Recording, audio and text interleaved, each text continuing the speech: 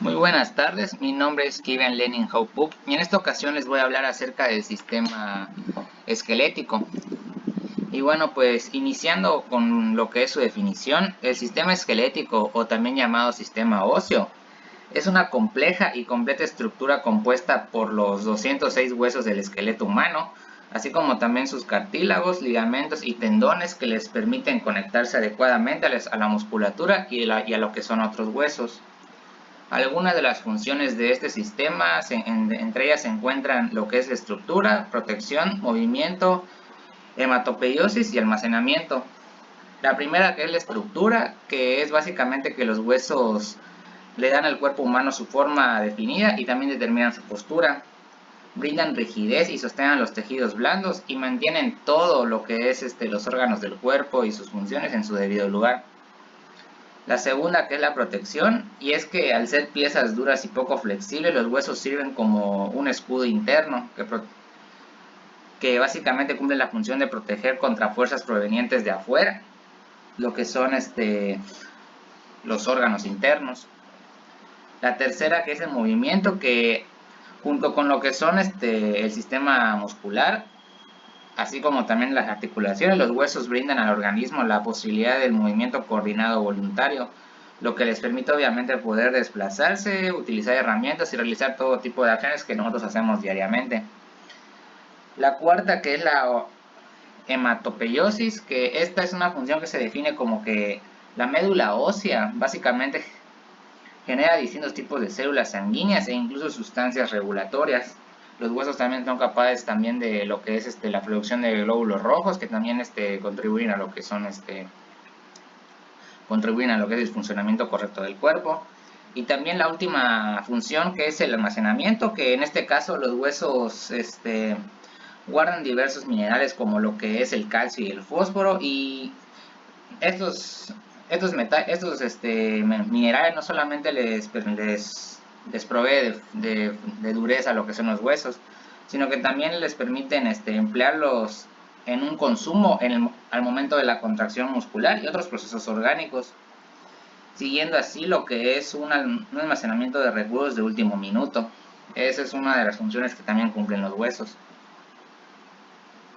Y bueno, también el esqueleto humano también, aparte de los huesos, el sistema óseo se compone también de otros elementos. El primero y más importante, pues como obviamente son los huesos, que son, como se mencionó, estructuras rígidas, mineralizadas a partir de lo que es el calcio y otros metales. Y son las partes más duras y resistentes de lo que es el cuerpo humano, así como también de muchos animales vertebrados. Otra cosa que componen los huesos son, por ejemplo, los cartílagos. En este caso se encuentran en los extremos de los huesos, protegiéndolos al servirles de amortiguación para que no choquen unos con otros. Esto básicamente les permite lo que es evitar lo que es el desgaste. Y en sí los cartílagos son básicamente estructuras flexibles y gruesas compuestas principalmente de lo que es el colágeno. Como ya se mencionó antes, su principal función es que mantienen unidos a los huesos, mantienen lo que son unidos a los huesos y les sirve más que nada como un amortiguador, lo que obviamente les evita lo que es el desgaste. Su segundo componente del sistema esquelético son los ligamentos, que en este caso son tejidos fibrosos muy resistentes, densos y elásticos, que unen los huesos entre sí en los puntos de rotación, que son las articulaciones. Lo que son, obviamente, esto es lo que es vital para lo que es el movimiento, pero también pueden evitar que los huesos se salgan de su lugar y se muevan antinaturalmente. En pocas palabras, pues básicamente los ligamentos son aquellos que mantienen unidos a los huesos unos con otros, así como también mantienen los mantienen fijos en lo que es su lugar. Y por último, lo que son los tendones, que al igual que en los ligamentos son tejidos fibrosos y gruesos y elásticos que unen la musculatura a las piezas rígidas. Si los ligamentos son los que unían lo que son los huesos, los tendones son los que permiten unir lo que son los huesos a los músculos. Y básicamente esto permite que la fuerza de las células musculares se transmita a lo que son los huesos y posibilitando lo que es el movimiento voluntario, como ya se mencionó antes. El sistema muscular y el esquelético están de la mano al momento de lo que es realizar acciones como el movimiento voluntario. Y gracias a lo que son los tendones es que los músculos pueden básicamente accionar lo que también es el movimiento del esqueleto. También el esqueleto humano se divide básicamente en dos grandes grupos. Como pueden ver en la imagen, en este caso es el esqueleto apendicular y el esqueleto axial. El esqueleto apendicular básicamente lo conforman lo que son las cinturas pelviana y la cintura escapular, así como también todos los huesos que conforman lo que son los miembros superiores e inferiores. Mientras que el esqueleto axial lo componen lo que es todo lo que es la cabeza, la caja torácica y también lo que es la columna vertebral. En este caso el esqueleto apendicular es el que facilita los movimientos, mientras que los huesos del esqueleto axial protegen lo que son los órganos internos. Como pueden ver, pues básicamente el apendicular está relacionado con lo que son las cinturas escapular y pelviana, junto con los huesos que conforman los brazos y las piernas, pues son los que permiten más que nada lo que es el movimiento. Mientras que el axial, pues al estar conformado por la caja torácica y el cráneo, pues protege lo que son órganos como el cerebro, los pulmones, el corazón, la columna vertebral que protege la médula espinal y entre otras funciones. Esas son las divisiones de lo que es el sistema esquelético. Y al mismo tiempo, el esqueleto tiene en lo que son diferentes tipos de hueso, cada uno que varía en tamaño y cumple una función diferente. Se dividen básicamente en 5, los largos, los cortos, los planos, los irregulares y los sesamoideos. Empezando con lo que son los planos, que en este caso, por ejemplo, algunos huesos planos que se pueden encontrar son, por ejemplo, lo que son en la estructura ósea de la cabeza, como lo son, por ejemplo, los huesos occipital, parietal, el frontal, los huesos faciales también, como lo son el nasal, lagrimal o el vomer. También se encuentran en lo que son la caja torácica, como lo son el esternón, las costillas. También están entre estos grupos la pelvis, como por ejemplo el ilión, el isquión y pubis.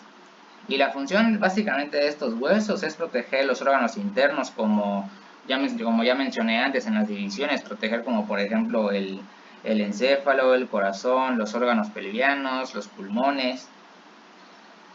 Los huesos planos en sí son aplanados y pueden brindar protección como un escudo. Los huesos planos también pueden proporcionar áreas grandes para la unión de lo que son los músculos. Pues aquí como por ejemplo, como un ejemplo puede ser la caja torácica, que en este caso pues un grupo muy grande de músculos que se puede posicionar allá pues son los pectorales.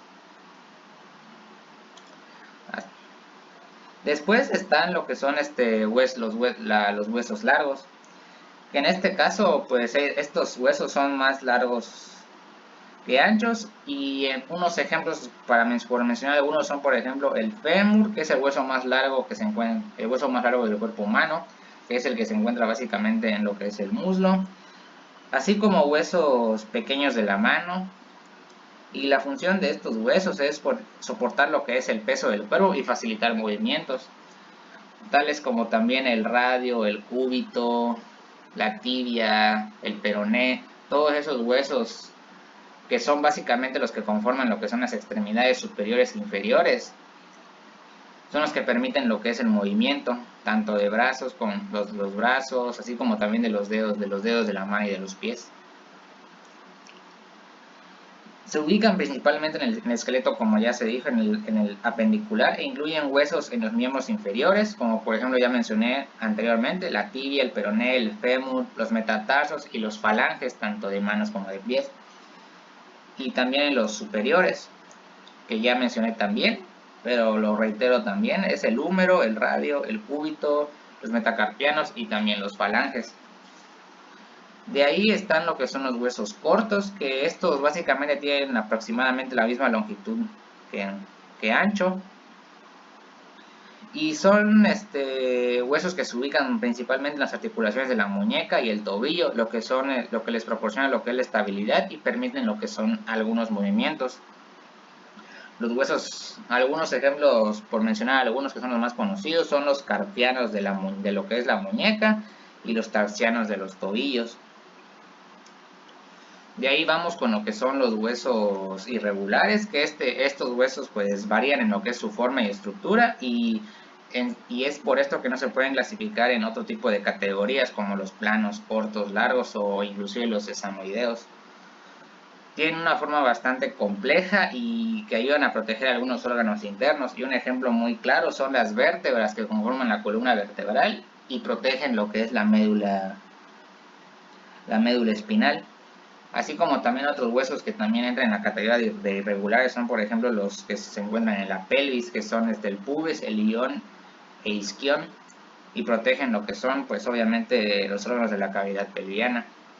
Y ya el último tipo de huesos que son los sesamoideos. Estos son básicamente huesos incluidos en lo que son los tendones, o sea que son huesos que están unidos a lo que son los tendones.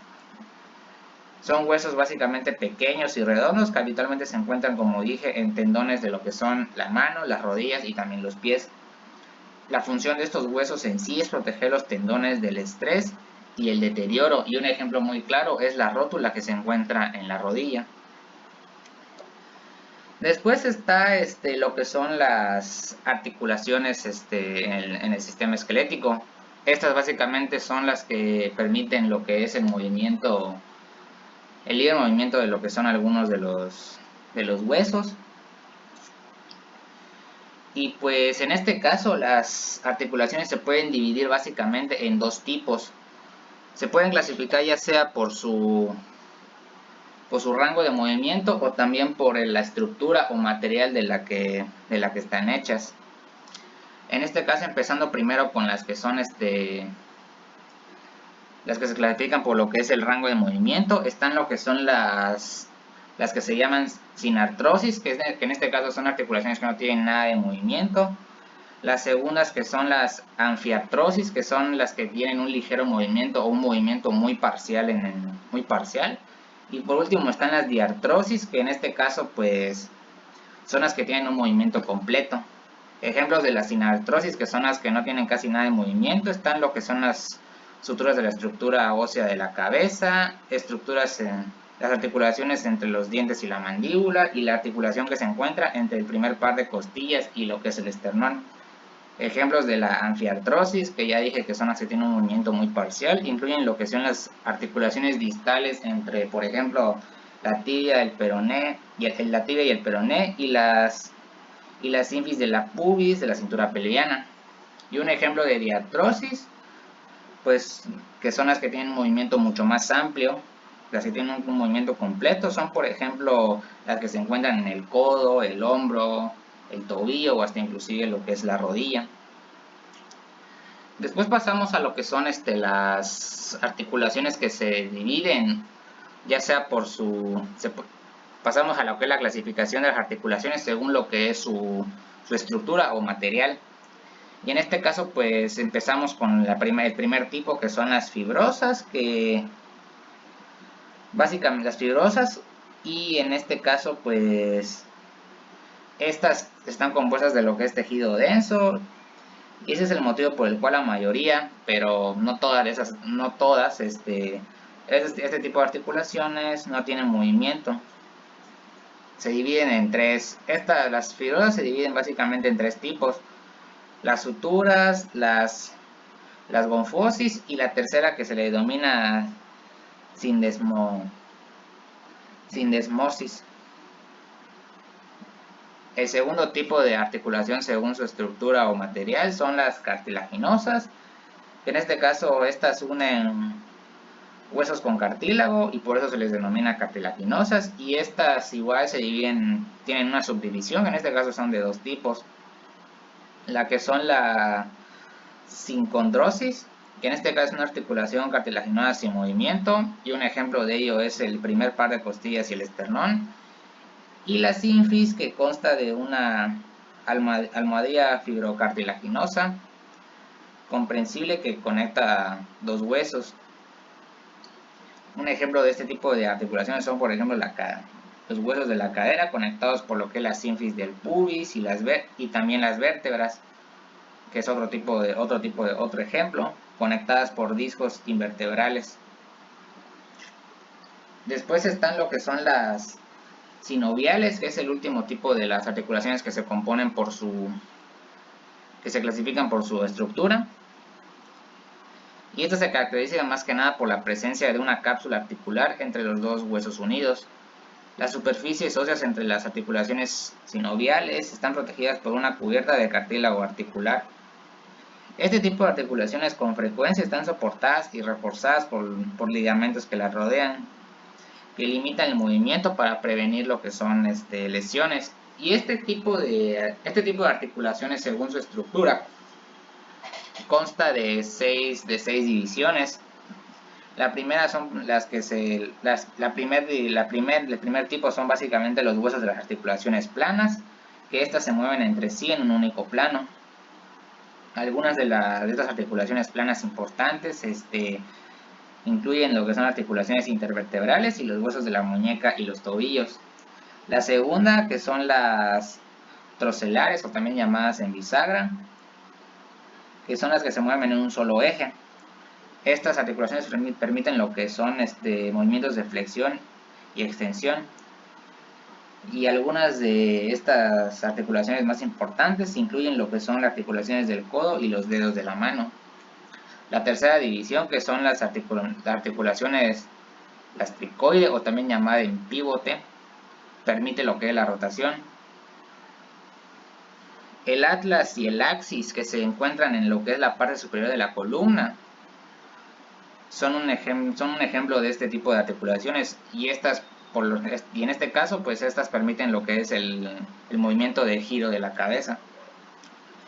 El cuarto tipo de esas articulaciones es la condilea, que permite el movimiento circular, la flexión y la extensión. Un ejemplo de este tipo es, por ejemplo, la articulación de la muñeca entre el radio y los huesos carpianos. El quinto es la articulación en silla de montar. Esta es la que permite la flexión, extensión y otros movimientos, pero no el movimiento de rotación. En la mano, la articulación de la silla de montar del pulgar, que es la que se encuentra entre el primer metacarpiano y el trapecio, permite que el pulgar cruce sobre la palma. Este es un ejemplo de este tipo de articulación. Y el último, el sexto, que es la articulación en artrosis, es una articulación con movimiento libre que puede rotar en lo que es cualquier eje. Un ejemplo de eso son articulaciones de la cadera y el hombro, son ejemplos de este tipo.